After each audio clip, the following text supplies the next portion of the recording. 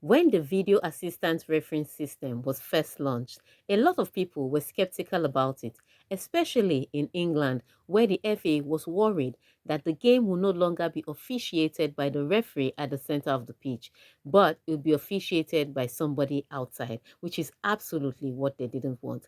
However, in the past weekend, with a lot of controversial calls coming in the FA Cup where there is no VAR, it begs the question, should we even go back to a time where there is no video assistant referee? For more on this story, stay tuned to Take Our Stakes. The video assistant referee VAR was brought in to help referees make as close as possible to perfect decisions during live matches.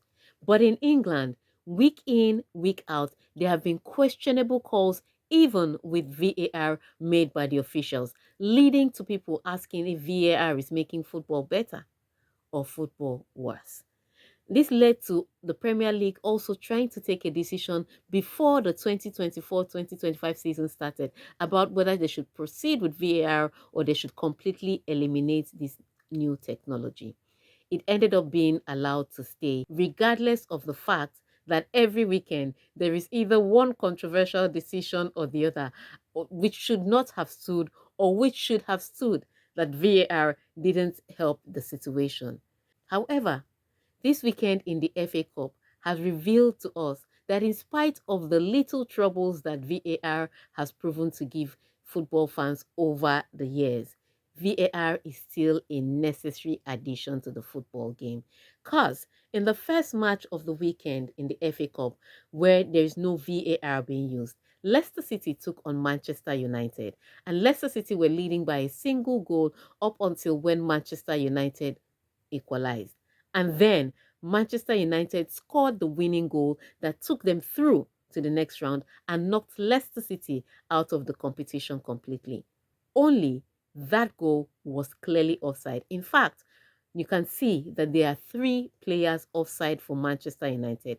And with VAR, that goal would have been ruled out.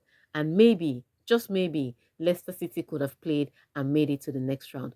We also see that in the game against Wolverhampton Wanderers, where a legitimate goal was ruled out as offside, but it is clearly onside. And so, match after match this weekend, we see the need for this technology that was so bothersome for some people to have come into fact. And we are not talking about decisions that come down to the judgment of the referee, whether it was a clear and obvious error or not. We're talking about clear cut decisions like offside, onside, handball, like in the case of Brighton and Chelsea.